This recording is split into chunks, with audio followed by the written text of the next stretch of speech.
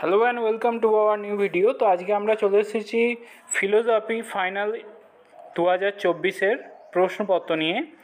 তো দেখে নেওয়া যাক এবারের প্রশ্ন কেমন এসেছিল তোমাদের দর্শন সাবজেক্টের। তো এটা হচ্ছে ফিলোজফি ফাইনাল ইয়ারে কোয়েশ্চেন 2024, উচ্চ মাধ্যমিক 2024। তো প্রথম যে প্রশ্নটা তোমাদের ছিল, বৈধ অবরাহ যুক্তির সিদ্ধান্ত অবশ্যই কি হবে? সত্য, মিথ্যা, অনিশ্চিত নাকি স্ববিরোধী? তো বৈধ অবরাহ যুক্তির সিদ্ধান্ত সত্য হতে পারে, মিথ্যাও হতে পারে। এক্ষেত্রে অনিশ্চিত লেখাটাই মানে যুক্তিযুক্ত হবে, স্ববিরোধী লেখা যাবে না। এরপর বৈধ অবরাহ যুক্তির সিদ্ধান্ত সত্য হতে পারে, আবার মিথ্যাও হতে পারে। এই বিবৃতিটি কি? তো এই বিবৃতিটি সত্য অবশ্যই, তাহলে এখানে সত্য, অপশান এ হবে উত্তর। তারপর একটি যুক্তির আশ্রয় বাক্য সাহায্যে যাকে প্রমাণ করা হয় তাকে কি বলে? অপশান সি সিদ্ধান্ত হবে এর উত্তর। এরপর আই বচনের যে পদটি ব্যাপ্য হয় তা হলো, আই বচনের অবশ্যই আমরা সবাই জানি যে উদ্দেশ্য বিধেয় উভয় পদই অব্যাপ্য হয়। তো এক্ষেত্রে তাহলে এদের কোনোটিই নয়, অপশান ডি হবে উত্তর। চলে যাচ্ছি পরের পৃষ্ঠায়। বলছে দ্বিমূল্য যুক্তিবিজ্ঞানে একটি বচন সর্বদাই সত্য মিথ্যা, বৈধ অবৈধ, নিশ্চিত সম্ভাব্য, ব্যাপ্য অব্যাপ্য। তো একটি বচন সর্বদাই কি হবে? সত্য বা মিথ্যা হবে। পরের প্রশ্ন, নিরপেক্ষ বচনের বিরোধিতার প্রধান শর্ত হলো বচন দুটি কেবল গুণের পার্থক্য থাকবে, কেবল পরিমাণের পার্থক্য থাকবে, গুণ ও পরিমাণের পার্থক্য থাকবে, উদ্দেশ্য বিধেয় এক হবে। দেখো, একটি প্রধান শর্ত যদি বলা হয় তা হচ্ছে অপশান ডি, উদ্দেশ্য বিধেয়কে সেম হতেই হবে। বাকি যে জিনিসগুলো সেগুলো না থাকলেও চলে, যেমন অসম বিরোধিতার ক্ষেত্রে গুণের পার্থক্য গুরুত্ব রাখে না, আবার বিপরীত বা অধীন বিপরীতের ক্ষেত্রে পরিমাণের পার্থক্য গুরুত্ব রাখে না, কিন্তু অপশান ডি সব ক্ষেত্রেই গুরুত্ব রাখে। এরপর ছিল নিরপেক্ষ বচনের বিরোধানুমান হলো এক প্রকার কেমন? ন্যায় অনুমান, আরোহ অনুমান, মাধ্যম, অমাধ্যম। তো এটা অমাধ্যম অনুমান, এটা বিভিন্ন টেস্ট পেপারে বহুবার এসেছে। পরের প্রশ্ন, এ ডবল ও মূর্তিটি বৈধ হয় কোন সংস্থানে? প্রথম, দ্বিতীয়, তৃতীয়, চতুর্থ? অপশান হবে দ্বিতীয়, অপশান বি হবে এর উত্তর। এরপর একটি বৈধ নিরপেক্ষ ন্যায় অনুমানে একটি আশ্রয় বাক্য বিশেষ নঙর্থক হলে সিদ্ধান্তটি কী হবে? তো একটি আশ্রয় বাক্য যদি বিশেষ নঙর্থক হয়ে যায় তাহলে সিদ্ধান্ত অবশ্যই বিশেষ নঙর্থকই হবে।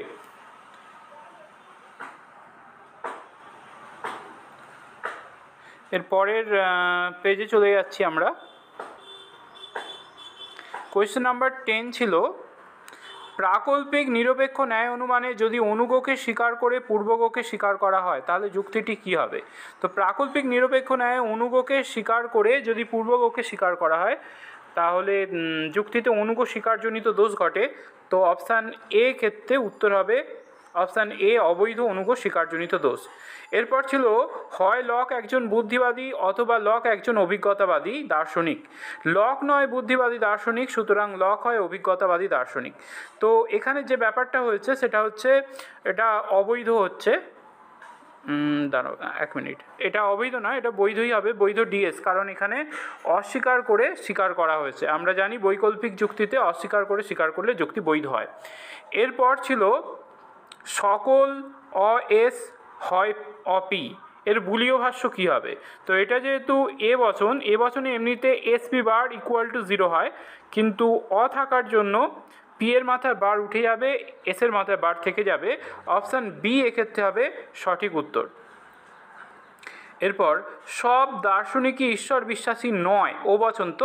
তো বলছে এই বচনটির ভেনচিত্র এস হচ্ছে দার্শনিক আর পি হচ্ছে ঈশ্বর বিশ্বাসী। আচ্ছা, এগুলো আমরা এমনিতেই নর্মালি এরকমই ধরে থাকি, সাবজেক্ট এস, প্রেডিকেটকে পি। তো এক্ষেত্রে তাহলে ও বচনে এসপি বারের ঘরে ক্রস চিহ্ন হবে, এবং এসপি বারের ঘরে ক্রস চিহ্ন হচ্ছে অপশান সি। তো এক্ষেত্রে অপশান সি হবে আমাদের উত্তর। আচ্ছা, চলে যাচ্ছি পরের পেজে, পেজ 6-এ। তো বলছে কার্ল আজ শুক্রবার, কার্ল চিহ্ন আছে, তাহলে এটা সত্যাপেক্ষক যৌগিক বচন, অসত্যাপেক্ষক যৌগিক বচন, সরল বচন, নিরপেক্ষ বচন। তো কার্ল চিহ্ন থাকার জন্য এটা সত্যাপেক্ষক যৌগিক বচন, অপশান বি হবে এক্ষেত্রে উত্তর। এরপর যদি পি হর্ষ কিউ মিথ্যা হয়, আমরা সবাই জানি পি হর্ষ কিউ কখন মিথ্যা হয়, পি সত্য আর কিউ মিথ্যা হলে, তাহলে পি ভেল কিউ এর সত্য মূল্য কী হবে? তো ভেলের ক্ষেত্রে একটা সত্য একটা মিথ্যা হলে গোটা বচন সত্য হয়ে যায়, তাহলে অপশান এ এক্ষেত্রে উত্তর হবে। এর পরের প্রশ্ন ছিল যে যৌগিক বচনের সত্য সারণীর সবগুলি নিবেশন দৃষ্টান্ত মিথ্যা তাকে কি বলা হবে? তো তাকে অবশ্যই শত মিথ্যা বলা হবে, অপশান বি হবে এক্ষেত্রে উত্তর। নেক্সট, লৌকিক আরোহ অনুমানকে শিশুসুলভ বলেছেন কে? তো লৌকিক আরোহকে শিশুসুলভ বলেন বেকন, অপশান ডি এক্ষেত্রে উত্তর হবে। এটা বহু টেস্ট পেপারে বহুবার এসেছে। পরের প্রশ্ন, আরোহ যুক্তির একটি প্রধান বৈশিষ্ট্য হলো এই অনুমানের সিদ্ধান্তটি কি হবে? অপশান এ দিয়েছে আশ্রয় বাক্য থেকে অনিবার্যভাবে নিশ্চিত হবে না, এটা তো অবরয় হয়। আচ্ছা, আশ্রয় বাক্যকে অতিক্রম করে যায়, হ্যাঁ এটা হতে পারে। একটি বিশ্লেষক বচন না, তো সংশ্লেষক হয়, আর এদের কোনোটিই নয়। তো এক্ষেত্রে আমাদের উত্তর হবে অপশান ডি, আশ্রয় বাক্যকে অতিক্রম করে যায়। আরোহ যুক্তির সিদ্ধান্ত সবসময়ই আশ্রয় বাক্যকে অতিক্রম করে যায়। চলে আসছি নেক্সট ভিডিওতে, নেক্সট পেজে। ওকে, পরের প্রশ্ন, প্রাসঙ্গিক সাদৃশ্যের উপর ভিত্তি করে গড়ে ওঠা আরোহ অনুমানকে কি বলে? দেখো, সাদৃশ্য মানেই উপমা। এবার বলছে বৈজ্ঞানিক আরোহ, অবৈজ্ঞানিক আরোহ, উপমা যুক্তি, এদের কোনোটি নয়। তো অপশান সি হবে এক্ষেত্রে উত্তর, উপমা যুক্তি। নেক্সট ছিল শক্তির অবিনশ্বরতার সূত্র হলো কি? কারণের গুণগত লক্ষণ, কারণের পরিমাণগত লক্ষণ, আবশ্যিক শর্তরূপে কারণ, পর্যাপ্ত শর্তরূপে কারণ। তো রাইট আনসার হবে কারণের পরিমাণগত লক্ষণ, অর্থাৎ অপশান বি হবে এক্ষেত্রে উত্তর। পরের প্রশ্ন, অতিবৃষ্টি হলো বন্যার কারণ, এখানে কারণ কথাটি যে অর্থ নির্দেশ করে। দেখো, অতিবৃষ্টি হলে বন্যা হবে, আবার অতিবৃষ্টি না হলেও বন্যা হয়ে যেতে পারে, তাই তো? অন্য কারণে বাঁধ ফাঁধ থেকে জল ছেড়ে দিলে, এরকম ক্ষেত্রে এটা পর্যাপ্ত শর্তকে নির্দেশ করছে। অতিবৃষ্টি না হলেও কিন্তু বন্যা হয়ে যেতে পারে, বাঁধ ভেঙে, কুল চাপিয়ে, অনেকভাবে। তো এই কারণে এটা পর্যাপ্ত শর্ত হবে। নেক্সট ছিল ড্যাশ এক কারণকে সমর্থন করেন কে? অ্যারিস্টটল, মিল, বেইন, কোপি। অবশ্যই কোপি হবে, অপশান ডি। চলে যাচ্ছি পরের পেজে, পেজ নাম্বার 8। বলছে মিল তার ড্যাশ বইয়ে আরোহ অনুসন্ধানের পদ্ধতিগুলি আলোচনা করে, আমরা সবাই জানি এ সিস্টেম অফ লজিক। তো অপশান বি হবে এখানে সঠিক উত্তর, এ সিস্টেম অফ লজিক। এরপর দ্বৈত অন্বয়ী পদ্ধতি কোন পদ্ধতিকে বলা হয়? অন্বয়ী, অন্বয়ী ব্যতিরেকী, সহপরিবর্তন। তো রাইট আনসার হবে অন্বয়ী ব্যতিরেকী পদ্ধতি। এরপর সংক্ষিপ্ত প্রশ্নের দিকে চলে যাচ্ছি, এমসিকিউ মিটে গেল। এবার প্রথম এমসিকিউ, একটি যুক্তি কখন অবৈধ হয়? তো যুক্তির আকারগত নিয়ম অমান্য করলে, অর্থাৎ যুক্তিবাক্য সত্য সিদ্ধান্ত মিথ্যা হলে যুক্তি অবৈধ হয়। নেক্সট কোয়েশ্চেন ছিল অথবা অবরহ যুক্তি বলতে কি বোঝো? তো যে যুক্তিতে এক বা একাধিক যুক্তিবাক্য থেকে সিদ্ধান্তটি অনিবার্যভাবে নিশ্চিত হয় তাকে অবরহ যুক্তি বলে, এটা তোমরা সবাই জানো, আশা করছি লিখে এসেছো তোমরা। চলে যাচ্ছি পরের পেজে।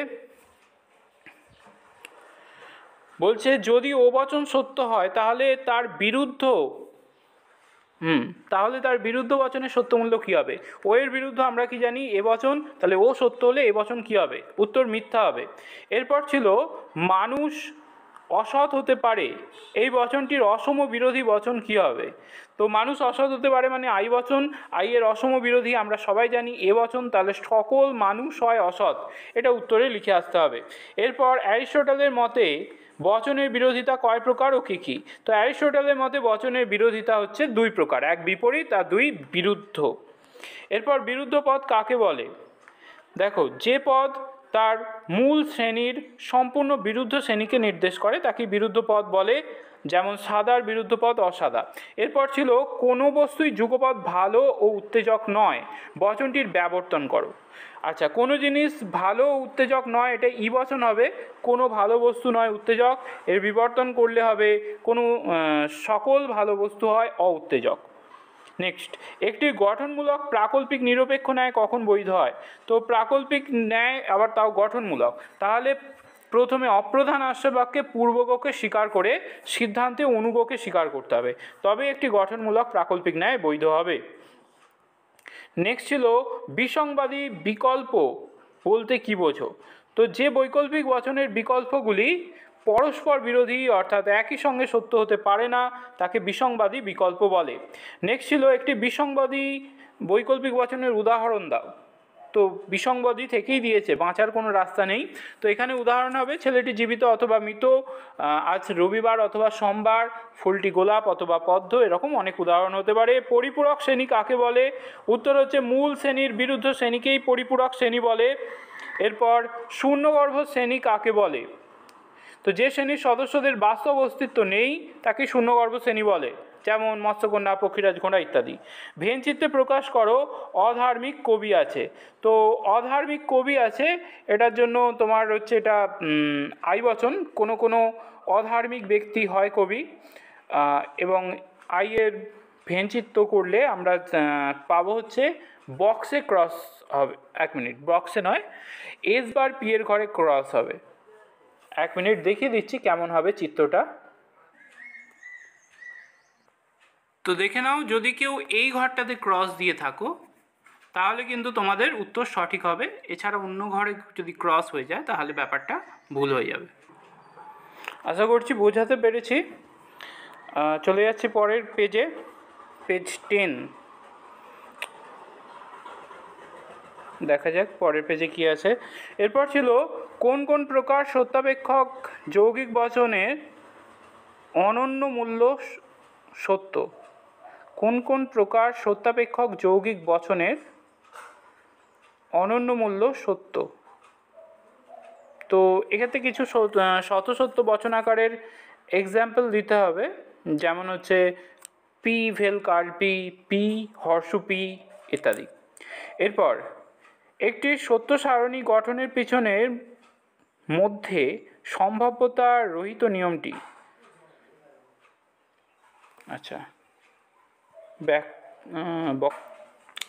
তো এক্ষেত্রে কি করা হয় না, আমরা জানি সত্য সারণীতে যতগুলি ঘর থাকে তার অর্ধেক ঘর সত্য অর্ধেক ঘর মিথ্যা ধরে নেওয়া হয়, কারণ ওখানে সমগ্র সত্যমূল্য বলে দেওয়া থাকে না, বা বচনাকারের এক একটি বচন গ্রাহকের সত্যমূল্য না থাকার জন্য আমাদের কি করতে হয় না, সেখানে সম্ভাব্য সত্যমূল্য অর্থাৎ বচনাকারটি আংশিক সত্য আংশিক মিথ্যা এরকম হাফ হাফ ধরে নিতে হয়। এটাকেই সম্ভবত বলছে। আমি পরে এটা নিয়ে ডিটেলসে আলোচনা করব, আমার যতদূর মনে হলো বললাম। পরের কোয়েশ্চেন ছিল একটি বৈকল্পিক বচনের নিষেধ বচন কি হয়? তো একটি বৈকল্পিক বচনের নিষেধ বচন সবসময় সংযৌগিক বচন হবে। এরপর আরোহ অনুমানের আকারগত ভিত্তি কী কী? আরোহের আকারগত ভিত্তি দুটি, এক প্রকৃতির একরূপতা নীতি, দুই কার্যকারণ নিয়ম। এরপর সামান্যীকরণ বলতে কি বোঝায়? তো সমজাতীয় একাধিক দৃষ্টান্ত থেকে একটি সাধারণ সত্যে উপনীত হওয়াকেই সামান্যীকরণ বলা হচ্ছে। নেক্সট বৈজ্ঞানিক আরোহ অনুমানের সিদ্ধান্ত কিরূপ বচন? তো বৈজ্ঞানিক আরোহ অনুমানের সিদ্ধান্ত হচ্ছে সামান্য সংশ্লেষক বচন। নেক্সট একটি মন্দ উপমা যুক্তির উদাহরণ, চেয়ার এবং মানুষ, চেয়ার এবং কুকুর উভয়ের চারটি পা আছে, কুকুর কামড়াতে পারে অথবা চেয়ার কামড়াতে পারে। এছাড়াও আরও অনেক উদাহরণ রয়েছে, তোমরা তোমাদের মতো নিশ্চয়ই লিখে এসেছো। নেক্সট ছিল একটি মন্দ উপমা যুক্তির মূল্যায়নের একটি মানদণ্ড। তো উপমা যুক্তির মূল্যায়নের মানদণ্ড হচ্ছে কি না, সাদৃশ্য যত বেশি প্রাসঙ্গিক হবে সিদ্ধান্তের সম্ভাব্যতা তত বাড়বে। এছাড়াও আরও সব মানদণ্ড রয়েছে, তোমরা আশা করছি কোনো একটা কিছু লিখে এসেছো। নেক্সট আবশ্যিক শর্তের একটি উদাহরণ দাও। তো যে শর্ত উপস্থিত না থাকলে কার্য ঘটে না, কিন্তু উপস্থিত থাকলে কার্য নাও ঘটতে পারে, তাকে আবশ্যিক শর্ত বলে। কিন্তু এখানে সেটা চাইনি, এখানে চেয়েছে উদাহরণ। তো উদাহরণ হচ্ছে অক্সিজেন আগুনের আবশ্যিক শর্ত, মেঘ বৃষ্টির আবশ্যিক শর্ত, আগুন ধোঁয়ার আবশ্যিক শর্ত, অনেক রয়েছে, যে কোনো একটি উদাহরণ চেয়েছে। এরপর মিল স্থায়ী কারণ বলতে কি বুঝিয়েছেন? তো যে কারণগুলি প্রকৃতি থেকে সম্পূর্ণভাবে অপসারণ করা সম্ভব নয় তাকেই বলা হয় স্থায়ী কারণ। এরপর বহু কারণবাদের সমর্থক কারা? তো বহু কারণবাদের সমর্থক হচ্ছেন মিল এবং বেন। এরপর কার্ভেদ রিড কীভাবে কারণের সংজ্ঞা দিয়েছেন? তো কার্ভেদ রিড বলেছেন গুণের দিক থেকে কারণ হলো কার্যের নিয়ত শর্তহীন অব্যবহৃত পূর্ববর্তী ঘটনা, আর পরিমাণের দিক থেকে কারণ কার্যের সমান। তো এই ছিল হচ্ছে এসএ কিউ। এবার ডিটি কিউ অর্থাৎ লজিক পোর্শনে যাওয়া যাক, দেখা যাক তোমাদের লজিক কী ছিল। প্রথম প্রশ্ন ছিল বচন কাকে বলে, উদাহরণ সহযোগে বচন ও বাক্যের পার্থক্য, এটি নিরপেক্ষ বচনের সংযোজকের কাজ। বেশ, এরপর ছিল পদের ব্যাপ্যতা, যে তরবারি ধারণ করে সে তরবারি দ্বারাই বিনষ্ট হয়। এ বচন হবে সকল তরবারি ধারণকারী ব্যক্তি হয় তরবারি দ্বারা বিনষ্ট হওয়া ব্যক্তি। উদ্দেশ্য বিধেয়, উদ্দেশ্য ব্যাপ্য, বিধেয় অব্যাপ্য। অসফল ডাক্তার আছেন, আছেন মানে কিছু, কোনো কোনো ডাক্তার হয় অসফল, আইবচন। উদ্দেশ্য হচ্ছে অব্যাপ্য, বিধেয় অব্যাপ্য। কদাচিৎ জ্ঞানী ব্যক্তিরা অসম্মানিত হয়, এটা ওবচন হবে, কোনো কোনো জ্ঞানী ব্যক্তি হয় নয় অসম্মানিত, এবং এর উদ্দেশ্য অব্যাপ্য, বিধেয় ব্যাপ্য। 2 আর 2 5 হয় না, তো এটা ইবচন হবে, কোনো 2 আর 2 যোগফল 9 5। উদ্দেশ্য ব্যাপ্য, বিধেয় ব্যাপ্য। এরপর লিখিত প্রশ্ন ছিল অমাধ্যম অনুমান কাকে বলে, দৃষ্টান্ত সহ মাধ্যম অমাধ্যম অনুমানের পার্থক্য দেখাও। অমাধ্যম অনুমানকে কি প্রকৃত অনুমান বলা যায়? বলে রাখি, এটা কিন্তু আমি সাজেশানে দিয়েছিলাম। ওকে, বেশ। পরে ছিল লজিক আবর্তনের বিবর্তন। বেশ, বেশিরভাগ মানুষ স্বার্থপর, এটা হবে কোনো কোনো মানুষ হয় স্বার্থপর। আইবচন, আইয়ের আবর্তন করলে আইবচন, কোনো কোনো স্বার্থপর ব্যক্তি হয় মানুষ, এবং আইয়ের বিবর্তন করলে ও কোনো কোনো স্বার্থপর ব্যক্তি নয় অমানুষ। নেক্সট, সৎ ব্যক্তিরা কখনো পরাজিত হয় না, এটা ইবচন হবে, কোনো সৎ ব্যক্তি নয় পরাজিত ব্যক্তি। ইয়ের আবর্তন ই, কোনো পরাজিত ব্যক্তি নয় সৎ ব্যক্তি। আর ইয়ের বিবর্তন এ, সকল পরাজিত ব্যক্তি হয় অসৎ ব্যক্তি। এরপর সব ছাত্র সাহসী নয়, তো এটা ওবচন হবে, কোনো কোনো ছাত্র নয় সাহসী, ও এর আবর্তন সম্ভব নয়, তাই এর বিবর্তনও সম্ভব নয়। কেবলমাত্র দার্শনিকরাই প্রকৃত জ্ঞানী, তো এটা এবচন হবে, সকল প্রকৃত জ্ঞানী ব্যক্তি হয় দার্শনিক। এর আবর্তন করলে আই, কোনো কোনো দার্শনিক হয় প্রকৃত জ্ঞানী। আর আইয়ের বিবর্তন, কোনো কোনো দার্শনিক নয় অপ্রকৃত জ্ঞানী। চলে যাচ্ছি নেক্সট পেজ, পেজ 12 দেখা যাক। তো এরপর ছিল হচ্ছে বৈধতা বিচার। অভিকবাবু অবশ্যই জ্ঞানী, কেননা কেবলমাত্র জ্ঞানী ব্যক্তিরাই ভালো অধ্যাপক, এবং অভিকবাবু একজন ভালো অধ্যাপক। তো এখানে মৌখিকভাবে যদি করা হয় তাহলে অভিকবাবু অবশ্যই জ্ঞানী, এটা হবে সিদ্ধান্ত। তারপর হচ্ছে অভিকবাবুকে খুঁজতে হবে, অভিকবাবু একজন ভালো অধ্যাপক, তাহলে অপ্রধান হেতু বাক্য এটা হবে, অভিকবাবু হয় একজন ভালো অধ্যাপক। আর কেবলমাত্র জ্ঞানী ব্যক্তিরাই ভালো অধ্যাপক, এটা প্রধানে হবে, তাহলে সকল ভালো অধ্যাপক, ভালো অধ্যাপকটা আগে চলে আসবে, হয় জ্ঞানী ব্যক্তি। তো সবকটাই এ বচন, এবং এটা হচ্ছে তোমার প্রথম সংস্থান হয়েছে বৈধমূর্তি বারবারা, এখানে কোনো দোষ হয়নি, এটা প্রথম সংস্থানের বৈধমূর্তি বারবারা। তারপরে যেহেতু অজয় স্নাতক নয় সেহেতু অজয় এই পদের যোগ্য নয়। দেখো এখানে এটা সংক্ষিপ্ত নেয়, তো যেহেতু সেহেতু থাকলে আমরা সেহেতুকে গুরুত্ব দেব, নট যেহেতু, তাহলে অজয় এই পদের যোগ্য নয়, এটা সিদ্ধান্ত হবে, অজয় নয় এ পদের যোগ্য। এটা বেশ তোমাদের মানে সাধারণভাবে ক্যাজুয়ালি যারা লজিক করে তাদের ক্ষেত্রে একটু চাপের হতেও পারে। আচ্ছা, তো অজয় এই পদের যোগ্য, এটা হয়ে যাবে সিদ্ধান্ত, অজয় নয় এই পদের যোগ্য।